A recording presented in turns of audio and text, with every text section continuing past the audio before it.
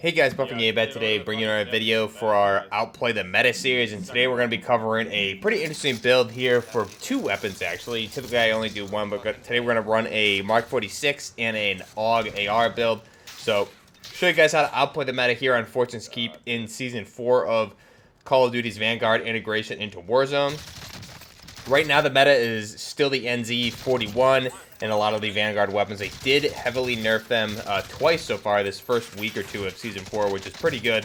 So I've been able to successfully avoid running into issues with the meta so far here on Fortune's Keep, and I'll run you through a gameplay, just some strategies that we run through here for this really nice win using these pretty off-meta weapons, I would say. So we'll go ahead, back out, walk through the builds, and then we'll go through the win itself here in a trios win with Odin and Man Named Nobody.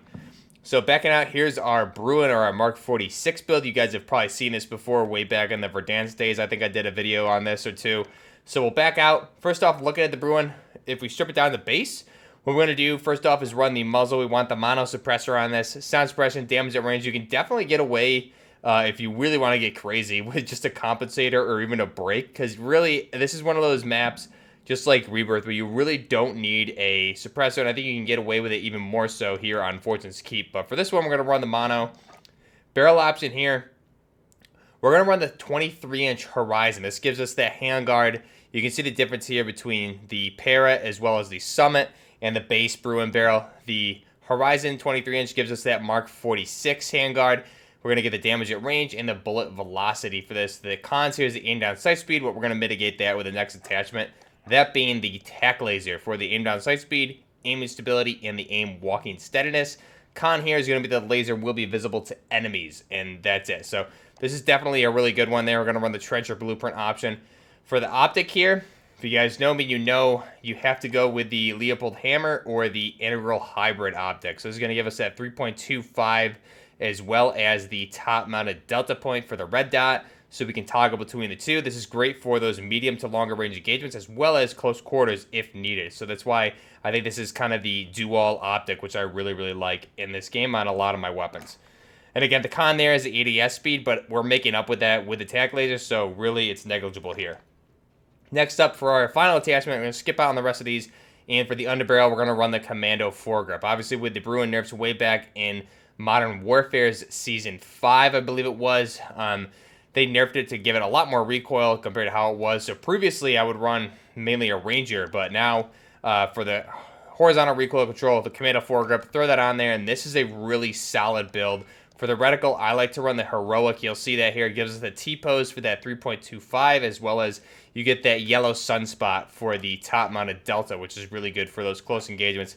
This is that Bruin or the Mark 46 build here. And again, really replicates close to the Mark 46. I'll try and link that video we did previously down below where I went into it. The only difference here is you still have the mag while there on the side, unfortunately. But regardless, it's still a Mark 46 with the barrel and everything like that. So we'll go ahead and back out. Our next build here is going to be the AUG. So I've showed this AUG build quite a bit already, and if you've been watching some of the previous videos, so we're going to run the Night Raid blueprint here. Muzzle, we're going to run the mono suppressor for the sound suppression, damage at range. Barrel, we're going to run the 407mm lightweight barrel, and we're going to run the slipper clutch blueprint option to give us that different handguard option on there. Makes it look a lot like an AUGA3, which I really like, just kind of a more modernized like M-Block handguard on there. Then for the laser, we're going to be running a 5 milliwatt laser on this. Optic, I've been running the PBX Hollow 7, again, mainly for challenges, but this is actually a really good reticle for this weapon, so I've been liking this a lot on the AUG. And then we're going to run for the magazine option, we're going to run the 60 round of the 5.56x45mm NATO. So it's going to convert it from the 9x19 Parabellum into the AR version, that being 5.56x45 NATO. So you're going to get the damage increase, range increase, and the magazine ammo capacity going from what would be a base of 30 with the 5.56 up to 60. So we'll select that. And then one final attachment here, I actually forgot. I'm not running a 5 milliwatt laser in this video. I'm running a Commando foregrip on this to help with the horizontal recoil of this weapon. Really good in close quarters, but it does have a lot of horizontal recoil, especially at the longer ranges, so the Commando foregrip there really helps it out.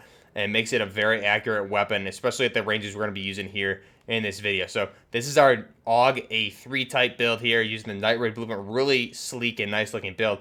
Let me know what you guys think of this. So we have the AUGA3, we have our Bruin, and you can see the perks are running there. You'll see me start with some other kits. I actually started out with an MG34 build, but we had the same AUG there. And then I swapped over to my SAW a little bit, which you'll see there. And then we're running for our operator, we're running the Arctic Ops D-Day skins right there. So go ahead now, and we will jump into the video, and I'll walk you through this really nice trios when I had with Man Named Nobody and Odin. Right now here, we have already been landed a little bit here, and I'll show you where we land when you see this. We landed right where I just threw the loadout here. Unfortunately, we ran into a team. No one was there the whole time. I think we killed another team separately, and then magically, as soon as we deploy the loadout, this team rolls in. So that was really, really bad luck, unfortunately. I killed one, got killed by the other. Fast forward a little bit, I did drop that loadout, so I was able to land back. We got the loadout. Man Named Nobody cleaned up all those guys. You can see here the MG34. I'll be covering this in the future. This thing just rips. I've been having a lot of fun playing with that thing. Does a really good job at those medium range engagements. And here is the AUG. So I don't know how this dude survived, and I also don't know where he went, but I didn't get that kill. That was really unlucky. My accuracy there was just horrible. Odin ends up reviving me here, and unfortunately, I end up going down again. It just turns into a big mess. So we fast forward probably like, I want to say 10 minutes here almost. We got another loadout. We got guys on top of us. I'm going to bail over here with the zip, and you can see I'm just going to try and reposition here because we have guys all over that tower where we were, where I deployed it. And Odin had gone down, so that team pushed us. Here we go. I took the zip. I think this may be the same team. I'm not sure. This guy was pushing me. Got him. I clean up this guy. I think he gets killed from this dude in the tower that I light up right here. Break him, and then right there I get the confirm. So it looks like Rylan or Odin ended up getting that kill. So good teamwork there. Fast forward again. We're up top on the tower, holding our high ground here. This dude lands in. I break him. Odin gets the down and the kill when he lands and dies. And here you can see the bots are deploying here in the graveyard, as well as there are actually enemy soldiers over here. So we're going to be engaging these guys, trying to get rid of them. I'm going to be taking a lot of fire on and off, but I just wanted to show there was a lot of back and forth fire here in this game with this team. So we do know they're there. They're going to come into play later on. Fast forward here, going into the end of the game, we have a team pushing in from those buildings directly in front of me, and then you can see I have guys on the heartbeat. I spot him in the tower here. I'm going to get the break and the down, and now I'm going to want to push. They have really good circle position. Somehow I avoid getting killed from that team on the rear. I kill him right as he revives, so really unlucky for him, but I don't think he was going anywhere anyways. Fast forward just a few seconds here. This team of the graveyard again, now they need to rotate, so I'm going to get shots on these guys.